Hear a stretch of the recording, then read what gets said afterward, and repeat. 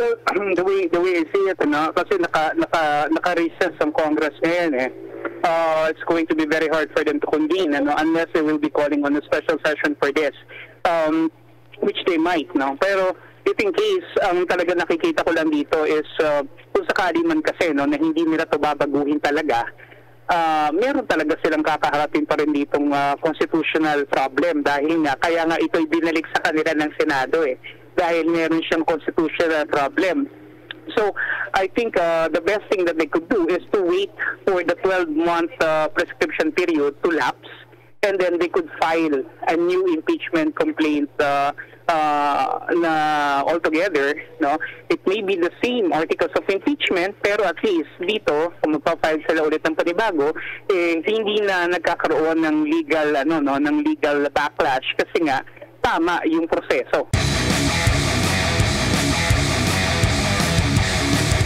Yung sinabi po ni Chis Escudero, Senate President, ano po masasabi nyo na yung may mga reklamo sa Supreme Court na lang kayong tumakbo?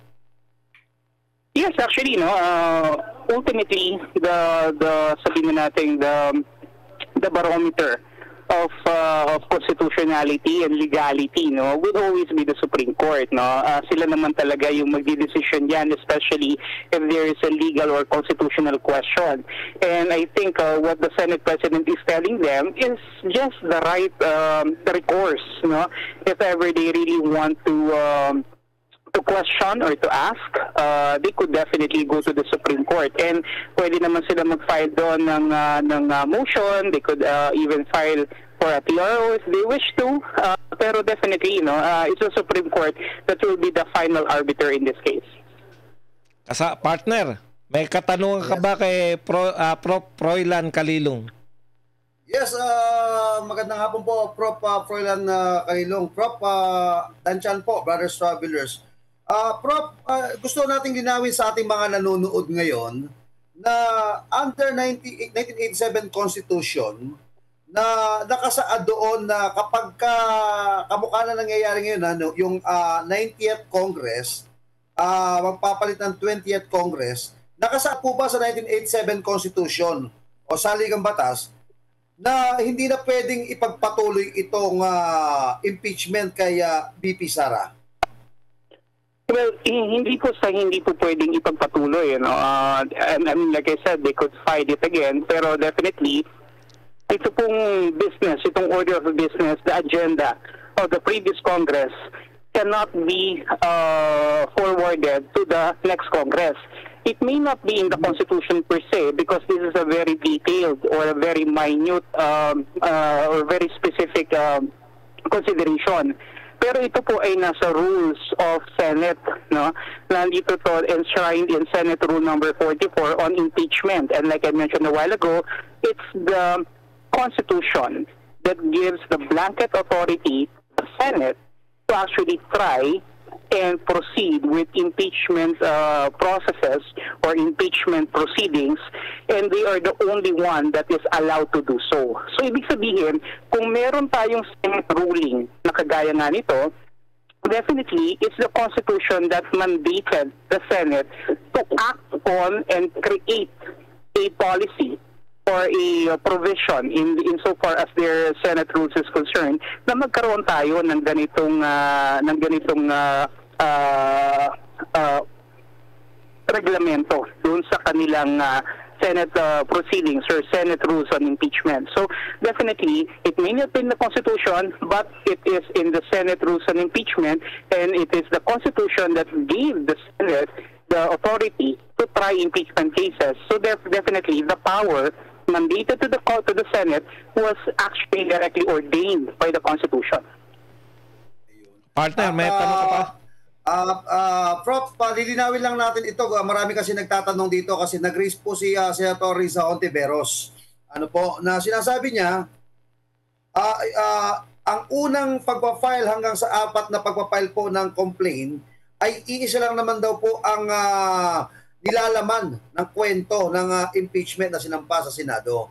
Ano po ba pinagtatalunan po dito, Prof? Ito po ba yung 4 times kang nagsampa sa loob ng isang taon? O yung, kasi sabi ni Risa, No. Lahat naman yan, isa lang naman ang laman yan eh. Isa lang naman ang nilalaman yan. So, paki-educate niyo po kami, Prof. Paano po ba itong apat na impeachment na to at isang impeachment? Pero, ina-allowed ba yun? Pwede po ba yun? Technically, hindi po, no? Hindi po. Medyo mali po yung binabanggit dito ni Senator Risa Ontiveros because ang tinitingnan po natin dito is a verified complaint that is going to be forwarded to the House Committee on Justice. And regardless of whether or not an impeachment complaint has been, if the same articles is presented in any of these 4 impeachment complaints, for as long as they were verified, for as long as they were presented in the House Committee on Justice, ibig sabihin po niyan, na-fulfill na yung 1 year or yung 12-month ban on refiling of an impeachment. So hindi natin tinitingnan dito siguro yung laman. Ang tinitingnan natin dito is yung proseso at yung act ng pagfa-file. Because when you file an impeachment, and the reason why there is a 12-month ban on the filing of the impeachment is because you don't want to give unnecessary pressure, at the same time parang undue stress to an impeachable officer. Na kung ang isang impeachment complaint ay na-file na sa kanya at hindi ito sumulong, ibig sabihin, mahina yun. Ibig sabihin, it did not fulfill yung requirements of substance and form. Bakit natin siya fa-filean ulit ng kahalimtulad na kaso? Diba? The mere fact na sinasabi ni Senator Risa Ontiveros na pare-pareho lamang siya, diba? Bakit yung mga naunang 3 ay hindi nag-prosper at bakit yung pang-4 yun yung nag-prosper? So it doesn't give a parang sense of logic, no, or reason as to her explanation that they carry the same articles of impeachment and the same complaints, but it's only the 4th one that made it. So it renders the 4th one illegal or unconstitutional already because they were already the first 3 that have been filed within the 12-month prescription period. So, okay. Maraming salamat. May last question pa ako, Prof. Sige. Panghuli lang tanong ito. Prof, ito kasi, ibinalik na ng mababang kapulungan, ito pong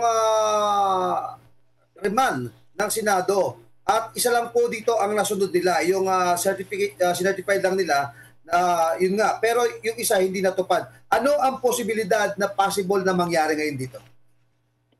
Well, the way I see it, kasi naka-recess ang Congress ngayon it's going to be very hard for them to convene unless they will be calling on a special session for this, which they might, pero if in case ang talaga nakikita ko lang dito is kung sakali man kasi na hindi nila ito babaguhin talaga, meron talaga silang kakaharapin pa rin ditong constitutional problem dahil nga kaya nga ito'y binalik sa kanila ng Senado dahil meron siyang constitutional problem.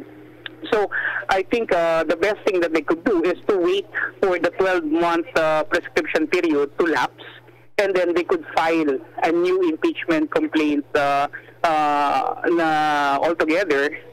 It may be the same articles of impeachment, pero at least dito, kung magpa-file sila ulit ng panibago, hindi na nagkakaroon ng legal, ng legal backlash kasi nga, tama yung proseso. So, ang tinitingnan naman natin dito kasi is yung sufficiency in form and substance, and if it follows the technical requirements of the filing of an impeachment complaint. Maraming salamat, Prof. Bigyan naman natin ng pagkakataon na makapagpaalam sa ating mga manonood ang ating pong bisita ngayon, si Prof. Kalilong. Prof, ano po? Maraming po salamat at mabuhay po kayo at sana po lagi po tayong manalig na maging maayos ang ating sistema pampolitika at masolusyonan natin itong mga kinakarap nating problema sa ngayon.